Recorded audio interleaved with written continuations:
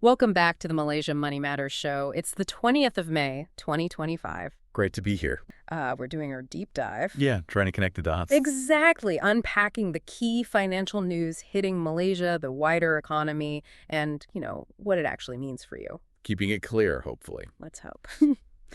Okay, let's dive straight into Malaysian company news. First up, Affin Bank. Yes, Affin. Net profit up almost 13% in the first quarter. Seems like higher net income and better results from associates were the main drivers. That's right. And their net interest income saw a decent bump, too, about 6.4%. Non-interest income was slightly down, though. But they had some pretty significant foreign exchange gains, nearly RM 75 million. Which certainly helped the bottom line. And importantly, their loans grew 7.1% year-on-year. Deposits are up, too. And you mentioned something interesting before, their CASA ratio. It improved quite a bit to 32.2%. Why is that significant? Well, a higher CASA ratio current account savings account means more of their deposits are low cost. Yeah. It's cheaper funding for the bank. Okay, so that strengthens their base. Exactly. Gives them potentially more room to offer competitive loan rates later on. Could be good news if you're looking for financing. Right. And their CEO mentioned strong growth overall, controlled costs, looks positive. They're involved in some key deals too, financing acquisitions, Islamic finance partnerships. Yeah, positioning themselves strategically, green finance, digital transformation, seems like they're hitting the right notes, and their impaired loan ratio improved, which is also a good sign. So a healthy picture for Affin, reflecting maybe a generally healthy banking sector. It points that way, yes. Yeah. Strong performance, potential for growth. Okay, moving on. Pekat Group. Analysts are raising forecasts after they landed a RM 135 million contract from Tenaga. That's a big one. Secured by their subsidiary, EPE Switchgear. Apex Securities seems quite bullish, raising their order book assumptions and Pekat's earnings forecasts for the next couple of years. They have reason to be. That contract boosts Pekat's unbilled order book significantly, something like 2.5 times their FY 2024 revenue. Wow. And Phillip Capital is positive, too, noting Tenaga's increased spending plans. It all ties into Tenaga investing more in the grid, renewables. Which creates opportunities for companies like Pekat.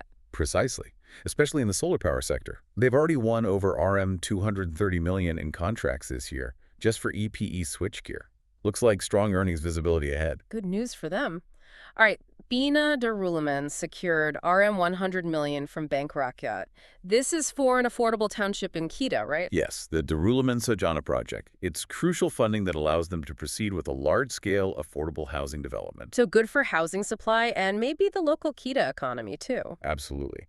Big projects like this tend to stimulate local activity, create jobs, positive impact all around, hopefully. Next, CPE Technology. A huge jump in Q3 profit, up over 70%. Seems like the semiconductor boom is really helping them. It definitely is.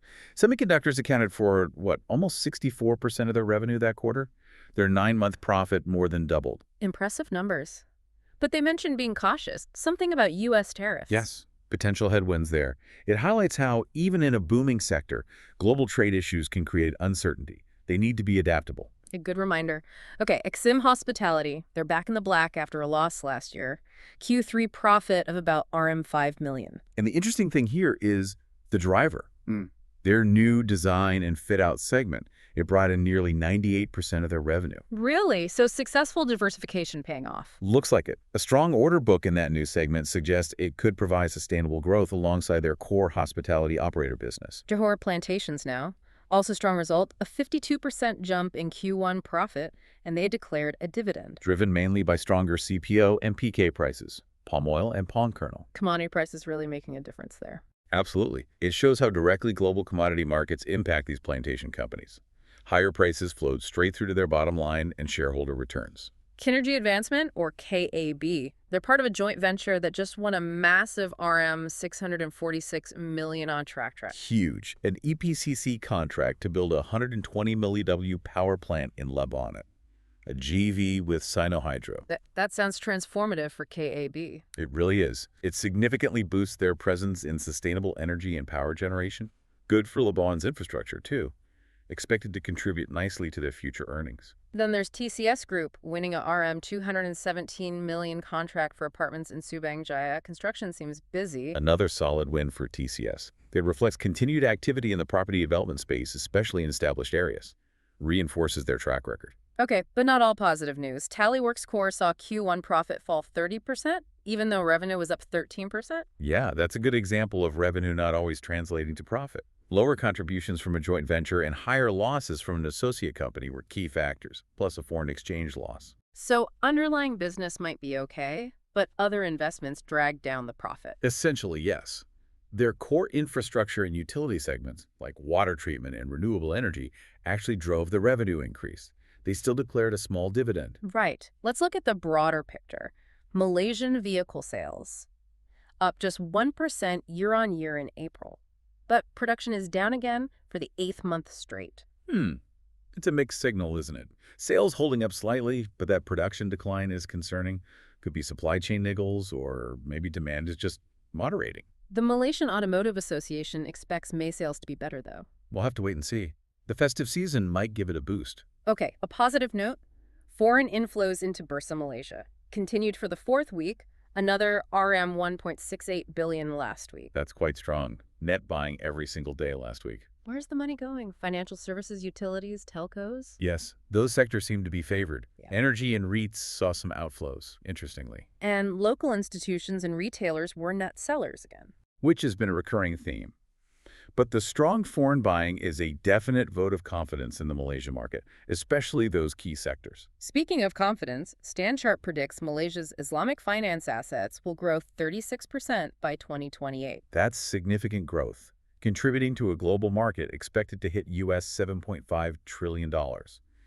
Malaysia is already a top player. Reinforces our position as a global hub. Absolutely. The Sukuk market, in particular, is expected to expand quite a bit.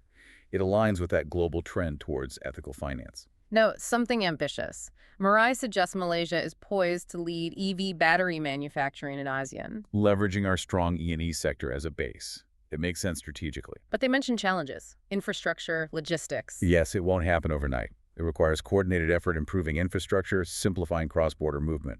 But the national policies are supportive. A big goal, but potentially huge economic upside if we can pull it off. Definitely one to watch. Could be transformative. Related to tech, RHB research says Malaysian data center stocks still have room to run despite potential U.S. policy issues. Yeah, the recent easing of some U.S. chip export restrictions seems to have helped sentiment there. The environment for data centers in Malaysia is seen as very favorable. Why the boom in data centers here? Growing demand driven by cloud, AI, digitalization. Malaysia offers a good mix of location, resources, and supportive policies. It's attracting significant foreign investment. So benefits not just for tech stocks, but maybe construction, property developers involved in building them. Exactly. It has ripple effects across several sectors. And perhaps the most cutting-edge news. Malaysia launched the region's first sovereign full-stack AI infrastructure. This is really significant. Localizing large language models, hosting servers domestically. Big implications for AI sovereignty, data privacy, security. Huge. It involves Huawei chips and servers, the DeepSeek model. First deployment like this outside China. It's about empowering government, businesses, universities here. And they launched a Malaysia-China trusted data zone, too, linking Cyberjaya and Shanghai. Yes, for cross-border AI development. It really positions Malaysia to be a leader in AI adoption within ASEAN, fostering local innovation while ensuring data security. Fascinating stuff. Shifting to oil and gas, Tenaga Research thinks a profit-sharing deal is likely between Petronas and Petros for Sarawak gas distribution. That could finally resolve that long-running dispute over control. Petros likely becomes the gas aggregator, buying from Petronas and Shell and earning a margin. And Petronas keeps a share of the export margin. Probably, since they own the LNG facilities and existing clients. It clarifies roles, establishes a framework for revenue sharing. An announcement might be coming soon. Also on Sarawak, Tenaga mentioned a potential shift towards a more private sector-driven economy there, maybe even listing assets under SEDC. That's the idea. Entities like SEDC might need to become more self-sufficient, possibly leading to liftings of assets like Hemisphere Core, SEDC Energy, Sarawak Metro. Interesting. Creating new investment opportunities, perhaps. Potentially, yes. It's a strategic shift, aiming for more private investment, though major infrastructure will likely stay state-funded for now. Challenges like manpower remain, though. And finally, on the domestic policy front, the Ministry of Finance will decide on RON 95 subsidy rationalization. Minister Rafizi confirmed the decision is fully with MOF now. They'll manage the whole process. Timing's still uncertain, but implementation expected in phases. It's a major policy change, part of the broader push for targeted subsidies. It will impact consumers, businesses, government finances. The details will be crucial. Okay, let's pivot to the international scene. China first. Mixed signals in April industrial output beat expectations, but retail sales growth weakened. Yeah, factory strength seems okay, maybe helped by the recent tariff pause with the U.S., but consumption is lagging. The property crisis, deflation worries, unemployment concerns, they're weighing on spending. Makes achieving that 5% growth target for 2025 potentially tricky without stronger consumption. It does. Though the urban jobless rate did fall slightly, and fixed asset investment growth slowed. New home prices dropped faster, too. So industry holding up, maybe even exports doing better than expected, but the domestic consumer is still cautious. That seems to be the picture. Fragile consumer sentiment remains a challenge. But despite those consumption worries, investment banks actually raised their GDP forecasts for China after that tariff pause. Right. The agreement to roll back some tariffs, even temporarily, reduced what analysts call the left tail risk, the risk of a major miscalculation or escalation between the U.S. and China. So less perceived risk leading to upgraded forecasts from Citi, UBS, Goldman, others. Generally higher, yes, though some are still below China's official target. But it reflects a bit more optimism that a full-blown trade war escalation might be avoided for now. Still, private sector sentiment might remain fragile and data could be volatile. Definitely. There could even be some export front-loading during this truce period, followed by a pullback. Views differ on whether China needs more stimulus, too.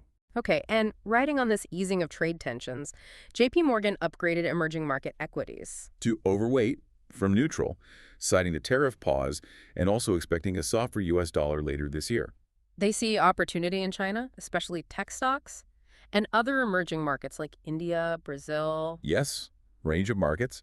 They believe the worst of the trade noise might be over, and EM equities, which have lagged developed markets, look attractively valued now.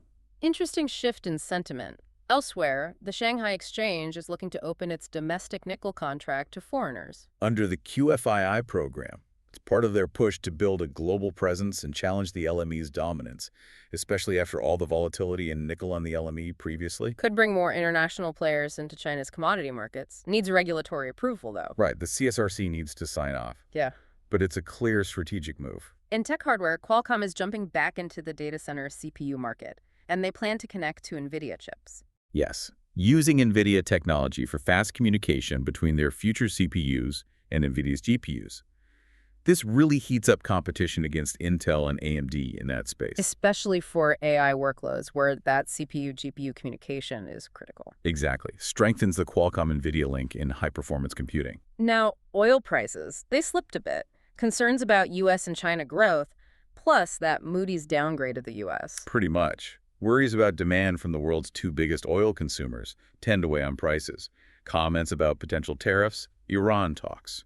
It all adds to the uncertainty. And speaking of that downgrade, Moody's cut the U.S. sovereign rating from ERA to AA1. Citing the ballooning debt and rising interest costs, they're now the last of the big three agencies to downgrade the U.S. from the top tier. Raises concerns about the long-term fiscal picture in the U.S. It does. It could potentially lead to higher borrowing costs down the road and maybe affect investor confidence in U.S. assets over the long term. And Wall Street reacted immediately, right? Stocks dropped, Treasury yields rose. Yes. Tech stocks were hit as yields spiked. Debt worries came front and center. The 10-year Treasury yield climbed. Though the Treasury Secretary downplayed concerns. As you'd expect. But the market reaction showed investors were paying attention. Some headlines even screamed, "Sell America is back," as the 30-year yield hit 5%. Yeah, the downgrade definitely amplified existing worries about the U.S. sovereign bond market and the sheer size of the deficit. Analysts are suggesting yields could rise further. Could have put pressure on the dollar, too. Possibly. Increased skepticism about U.S. debt sustainability might weigh on the dollar's appeal. And how did Asia react to all this? Taiwan and Malaysia equities led losses. Yes, most emerging Asian stock markets fell.